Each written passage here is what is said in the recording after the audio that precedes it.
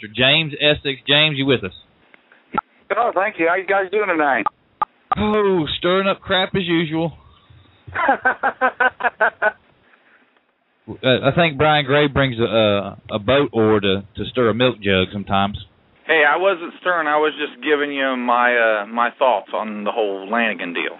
Wait, do you have an opinion on that, Essex? Well, I didn't hear what did you have to say about it, Brian?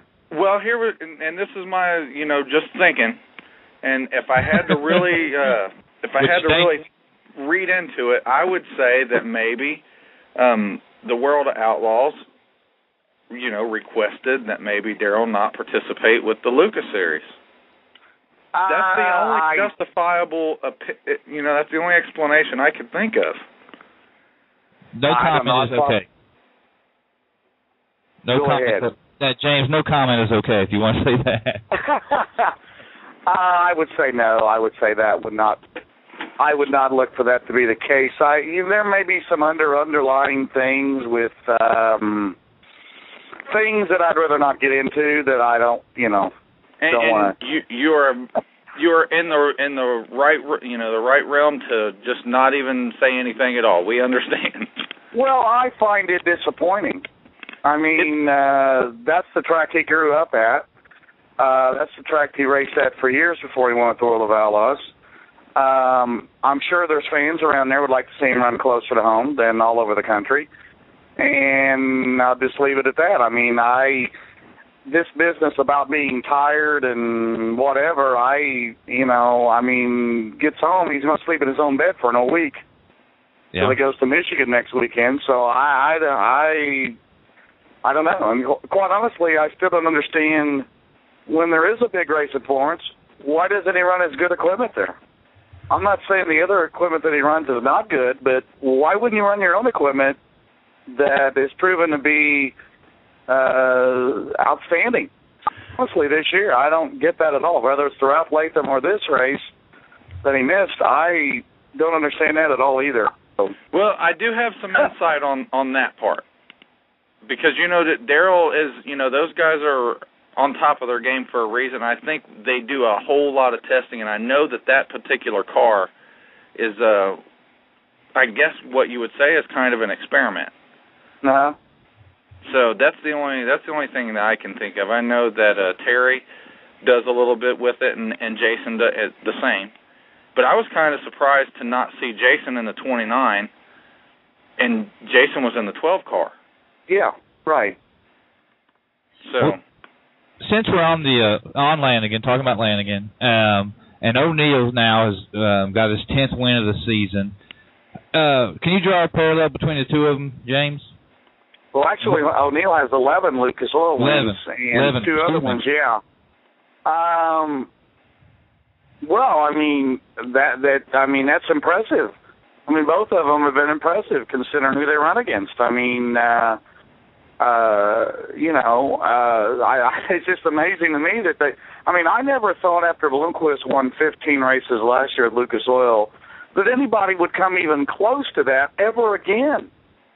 And here, less than a year later, we got a guy sitting there with 11 wins and still have 13, 14 races to go yet. Yeah. And just thinking O'Neal, if he doesn't win the points, he's going to kick himself for those races he didn't finish, whether it was Paducah, was the Show Me 100, whether it's one or two other races. He's leading in Granite City a month ago and has a flat tire. Changed that, finished 8th, but that was a chance to win. Jimmy is just so consistent that that's what it's going to come down to. Donnie could probably win the rest of the races and still not win the points as long as Jimmy can finish in the top 5 during that time. Our point separation is different than the World of Outlaws. You look at Darrell's lead in the World of Outlaw points is, 174. That's huge with them because there's only like a point difference between finishing positions, so you can't make up much ground at all. But in ours, you have one bad finish, a guy could gain several points in a night on somebody. So I don't know. I admire both of them. Like I said, with Darrell this weekend, if that's what he wanted to do, that's his. It's his race team. I have all the respect in the world for him. I've always gotten along with him. We've always talked. And Daryl's a very hard guy to talk to, as everybody knows. But I always got along with him. That was his decision. So we just go on from there. Well, just for the record, I'm very disappointed that he didn't show up. And I'm sure I'm not the only one. Well, let's ask this question, and I won't pose it to you, James, because I don't want you to have to answer it. But I just think that he's obligated to the sport and to the fans to be there at this race for the fact that he is the hottest driver in the country. And if he's there, I mean, how many more fans come? In a sport that's alien to put butts in the seat, not the Lucas shows, not the World Outlaw shows, but just if you look at it from of what can I do for the sport, I think he's obligated to be there. That's just my opinion. I mean, it may not be worth it. Well, I mean, Billy Moyer hadn't been there for a few years, and Billy Moyer don't go to the firecracker, and Billy Moyer don't do this and that, but you never really see people get upset about that. I mean, he's one of the best of all time, but I would say it's still, I agree with Brian. I mean, it is, I'm not saying he's obligated to anybody, but I think you've got fans there that want to see him there that grew up watching the guy, that have been fans for him for 10, 15 years or whatever. I mean, I think that's where it comes into. I mean, it didn't hurt the crowd in him, and we had a record crowd. I mean, the place was packed. I agree with you on that. I don't know if I know where I ended up sitting on the concrete on the backstretch to watch that race. So there was absolutely nowhere that you could go, Webb. That place was packed to the rim. Well, just what better way to cement a driver of the year or to prove that he is possibly the best driver right now in the sport than to go head-to-head against Moyer and Bloomquist and O'Neal and Owens. Again, I know he did it last weekend at Cedar Lake, and that's great. But I'm saying you come back and you do it here in this whole race, then I would stand up and tip my cap to him. Yeah, and that's probably what I meant. That's probably what I was getting at. I know what you. I mean, why doesn't John Gill come to Brown Speedway anymore? I don't know. He said he said things go on. It's like that's where John Gill made his name at. Everybody knows that, but he hadn't run there for 2 years. I mean, why doesn't he go there? I don't know. People know the answer, but I'm not gonna. That's the way it is. It seems like so. There you have it. Either way, with or without Darrell, I wish he would have been there. It would have been great to see him run against those guys, but at the same time, I still think we had a heck of a race with a heck of a turnout. Well, I mean, everybody, the Owens and O'Neal thing, I'm sure everybody's seen the video. I saw it 5 times Saturday night. And, it's a move that I've seen I don't know how many times in my 35 years. Trust me, I've seen a whole lot worse. Oh, yeah. Dozens of times a whole lot worse. He got off easy, if you ask me. As far as O'Neal is concerned. Yeah. Because I think given O'Neal was going around him, I don't care one way or the other. Donnie was finding a way to get around that guy. He wanted it. Oh, you mean Owens got off easy for his comments? Yeah, Owens got off easy. Yeah. Well, I saw the comments. I've heard the comments. I'm just disappointed that he didn't come back on the front straightaway for an interview. Not only for the fans, but for TV. I mean, he's got a ton of fans. There's no doubt about it. And, he may be the most popular driver right now going. But, I think he owed everybody that. But then otherwise I can understand if he's mad. I mean, he may say things he may regret. And I know the crew, his crew wasn't happy. I thought, if I went up to the car, I thought they were going to congratulate me. And then, then I said that, and then I said, well, maybe not. The video clearly shows that he enters the turn in the middle of the speedway, leaves the bottom wide open. I mean, it's still racing at the end of the day. Right. You got to take your chances, and it's a $50,000 payday.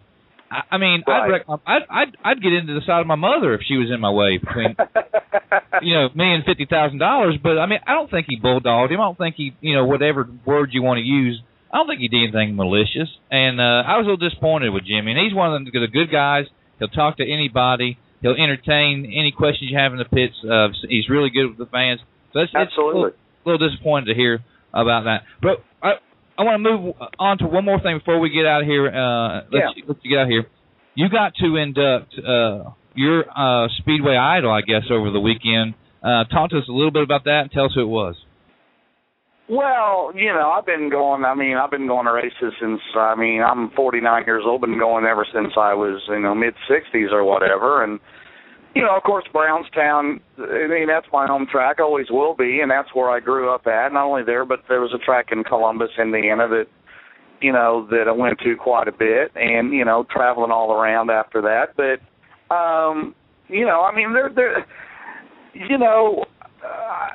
it just on and off the track. There's other drivers too that I try to be impartial in what I do. That's the way it is. If somebody deserves props, they get it, no matter who it is. But I try to. I've always gotten along with everybody, quite honestly, and I like everybody. But when I was growing up, when we was at Brownstown, there's so many drivers there that they're in the Hall of Fame. But Don Hobbs, for some reason, I don't know why, I always liked him before I even got into announcing. I always liked the way he raced and met him off the track in the pits or whatever before I even became an announcer. And just one of those things, and always followed his career like I did everybody else, basically. But for some reason, there was just, a little bit to that I just enjoyed watching him race. That's... and I'm not ashamed to admit that, and I shouldn't be. No. Like I say, back in the day, that was watching guys like Ray Gotze and Russ Petro and Jim Curry and Steve Barnett and Kenny Simpson and Ira Baston and Jack Owens. I know most people never even got to see those guys race, but it was awesome. And for some reason, Don Hobbs always stood out with the fans. He was always a fan favorite. Nobody ever booed the guy. It was just, and he was just a hammer-down racer. And he was like Don O'Neal of today. The guy would get up on the top side and he would roll. He would be like Bob Pierce when Bob Pierce came along. Bob would do the same thing. And, but yeah, it was just an honor, and it's just something that meant a lot to both of us. We talked about it beforehand, all the old days and old times and, how things, evolved over the years. And it's just, it was just quite an honor. That's, and it choked me up, That's pretty cool. There's nothing wrong with that. No. That's what I had read but that's cool. You'll be forever tied to your favorite driver in that, and that's a neat deal. Not many people get to take part in anything their heroes do. Yeah. So that's real cool. I just wanted to bring it up. I thought it was a neat story. Well, I appreciate that. Not a problem. Before we let you get out of here, Mr. Essex, I'd like for you to tell us what's coming up in the Lucas Oil Series and where people can find information. Well, we'll be down at Batesville, Arkansas this weekend, Friday and Saturday, the Comcam Stopless 100, and that'll be 40,000 wins. So Owens and O'Neal will be going at it again, I'm sure. I'm sure there'll be some excitement. You're down there on Moyer's home track. Moyer hadn't won that race in a long time. Wendell Wallace has been running good this year. I look for Billy Jr. to be good. There's going to be a lot of good cars, obviously. Scott Bloomquist's been tough there lately, and look forward to that. And then we're next Thursday, we're up down in Tennessee at the Bulls Gap, Tennessee, at Volunteer Speedway. And then next Saturday, the 25th, we're in Lawrenceburg, Indiana, so a little closer to home for me. But people want to get all the information, the points, the schedule, our TV schedule. Just go to lucasdirt.com, and we try to get Facebook updates during the races, and it's tough, as you know, Webb. It's tough, guys, to sit there and be announcing. About the only time I can do it is mainly when I get a yellow or something, a caution, I can do some updates, but I know the fans enjoy that, and we just try to keep everybody up to date as soon as possible. But yeah, lucasstewart.com, and like I said, we're on Twitter and Facebook, and it's been a heck of a year, and who knows what's going to happen this weekend. But we'd like to thank everybody for coming out to Florence this past weekend, and the weather was awesome, and it was rather interesting to say the least afterwards. But that all that does is add spice there to maybe a new rivalry that, I mean, those guys run hard against each other for the last 3 or 4 years, and really can't remember many issues between either one of them. So, and they always get along, it seems like, and they've always talked and palled around or whatever. But maybe there's a little added incentive here the next weekend. See what happens, because Jimmy won there at Batesville in May. He won the new car, so see what happens this time. Well, James, I appreciate you coming on In the Dirt. I think it's your third time on. We really appreciate coming on and talking about some of the controversy over the weekend, and hope to have you back on sometime soon. Oh, man, we could talk for hours on it, but we appreciate it, Brian, and Webb, you guys doing a great job, and everybody out there listening, thanks, and you guys keep up the good work, and we'll talk at you later. Mr. James Essex, the voice of the Lucas Oil Late Model Series.